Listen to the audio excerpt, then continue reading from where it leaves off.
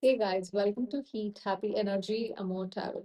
See, sometimes silence isn't absence, it's just, you know, transformation in disguise. So, in today's reading, we're going to look into, what's really happening behind your person's quiet. Are they avoiding? What are they thinking, feeling? Is this story truly over, or is it just shifting the form? So, let's see what their soul wants to tell you through this silence.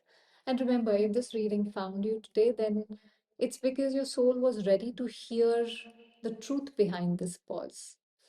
Now, the first energy is King of Pentacles. See, what's going on in their mind since there has been silence? They're focusing on control, routine, stability, trying to keep their emotions locked away. This person is very focused on the material world. They overthink every move, wanting to seem grounded but feeling hollow inside somewhere. Their pride tells them to, hold that position, even if their heart aches to, break the silence. I mean, they are standing on these horns. And yes, they could be stable or they could be solid, but they are thin. What if this breaks? So they are on somewhere on that edge, is what I feel from this. It's like, this person's mind is in practical overdrive. They're convincing themselves that logic and control are safer than vulnerability, but I don't know if they are really safe here.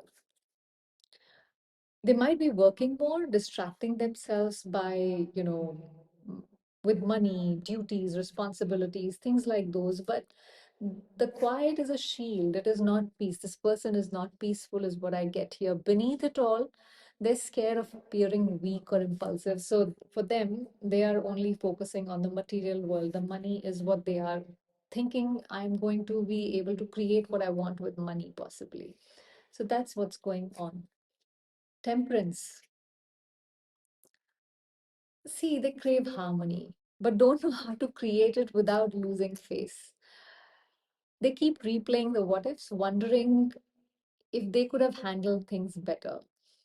They feel you energetically and are trying to balance their emotions without reaching out. When they think of you, it's not indifference, it's emotional moderation. It's like, they want to have this happy, peaceful energy where there is still some sort of, shield, something to shield their head.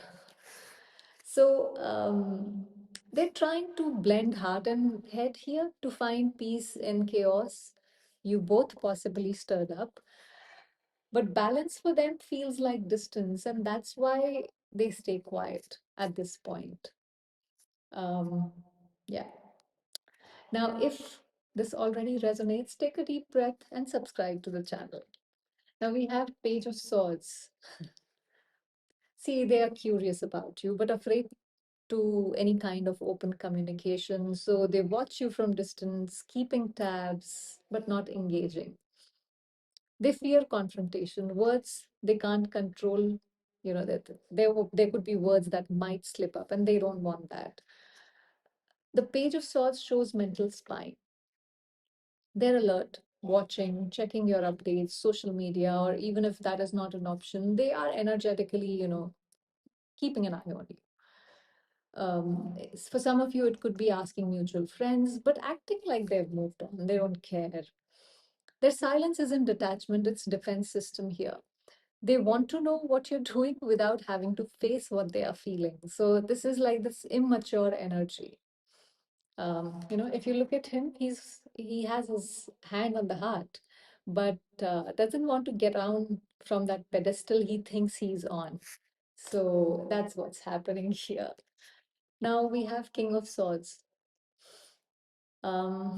See, in their personal life, they've built this mental fortress, logic, strategy, discipline. Um, they're cutting off anything that feels emotionally destabilizing. They are stitching these stars into their dress. See, they might even be giving others advice while avoiding their own truth. So their personal life looks controlled, maybe even cold. There's so much white here. It's definitely cold. no emotional gratification, satisfaction, fulfillment here.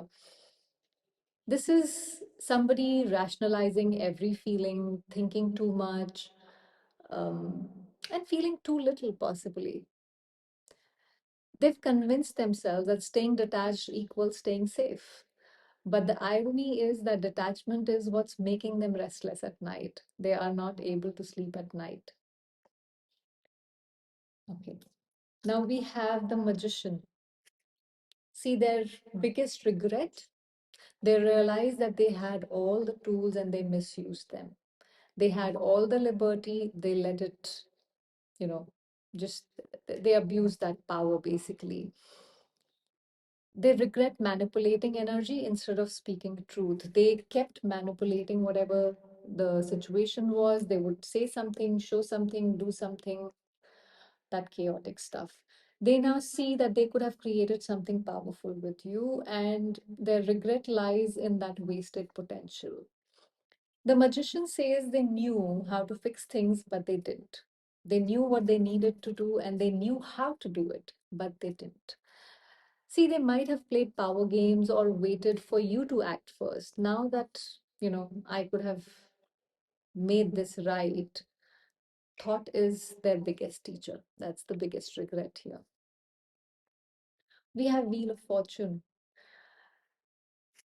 See that feelings are unpredictable, sometimes warm, sometimes distant. They see you as destiny, but they can't fully control it. There are there are too many of these, you know, uh, what do you call it? I forgot the name. So too many of these, too much machinery inside of them, which is working here. Every time they try to move on, something pulls them back energetically. They keep grinding in that, is what I feel. You're not just another person to them. This is where you're a turning point. This is where the connection is karmic. Their feelings rise and fall with timing, yes. Deep down, they know that this silence won't last forever because your story still feels unfinished. This connection is something which is, it's constantly moving. Three of Wands. See, they're learning not everything unfolds, instantly, patience. So to grow these braids this long where they're reaching from where to where kind of a situation, it takes time. It's not going to happen instantly. They are learning vision, understanding what real partnership requires, surrender, trusting the divine timing instead of controlling. They're being shown that love isn't a quick fix. This is where, Three of Wands is teaching them foresight to plan, reflect, and grow. The universe's lesson here is patience with purpose. They're realizing they can't just expect you to wait forever. You're not going to. The ship is going to sail. It's not going to wait there forever. Now we have death. Um, See, a major ending before a rebirth. Silence is shedding their old self off here. This is like, they might come back transformed, not as they were. Things will change. They will be changed when they come back.